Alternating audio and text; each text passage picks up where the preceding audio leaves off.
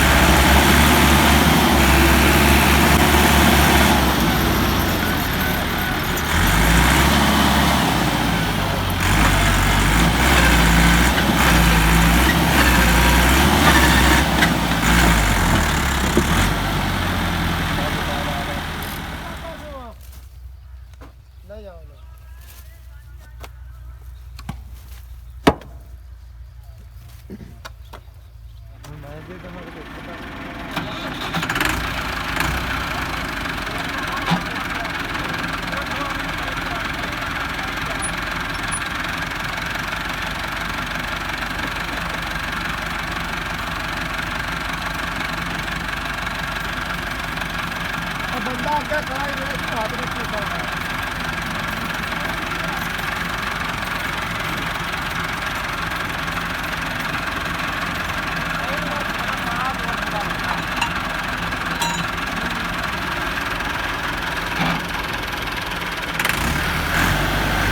नहीं हो या तो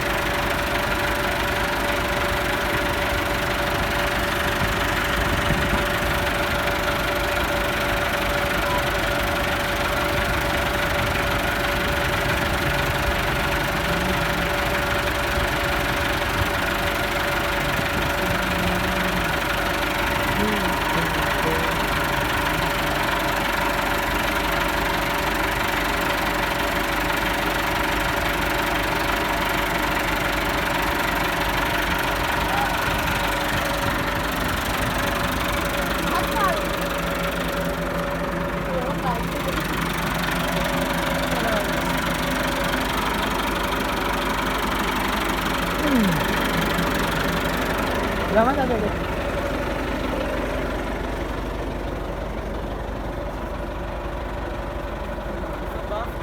ਪਿਛੋ